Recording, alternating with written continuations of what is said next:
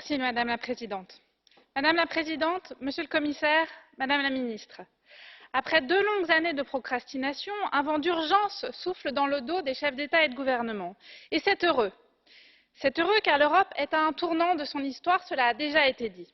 Nos défis collectifs sont gigantesques. Ils exigent des efforts rapides et des efforts sans commune mesure. Nous le savons tous ici. Et pourtant, après plus de 60 ans de vie commune, le dogme d'un budget aux alentours de 1% du PIB n'est absolument pas remis en cause. Comme tous les 7 ans, les États s'écharpent et s'enferment dans des comptes d'apothicaire.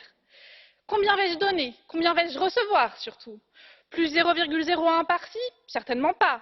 Moins 0,02 par-là? Ah oui, certainement. C'est un fait.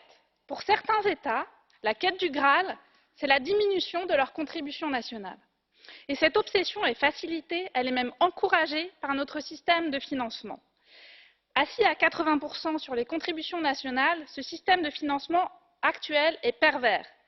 Et pour satisfaire les uns et les autres, on rivalise d'ingéniosité, générant des complexités et des rabais en tout genre. La tâche du président du Conseil n'est pas simple, mais il a tout notre soutien, tout comme la Commission. Pour résoudre la quadrature du cercle, un seul combat, celui des ressources propres. Avec les ressources propres, qui faisaient jadis son identité, les contributions nationales seront réduites. C'est d'ailleurs la solution gagnant-gagnant qu'a évoquée Madame la Présidente tout à l'heure. L'Union sera aussi renforcée avec plus d'autonomie financière pour répondre aux priorités des Européens. Or, aujourd'hui, disons-le, l'heure est grave.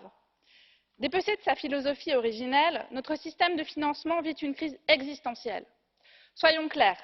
Sans réforme, il risque d'emporter dans sa chute tous les espoirs que nous fondons sur notre Union.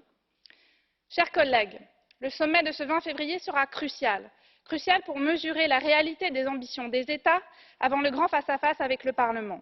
En tant que négociatrice pour le Parlement, je m'engage à défendre cette réforme pour le bien de notre Union et des citoyens européens. Je vous remercie.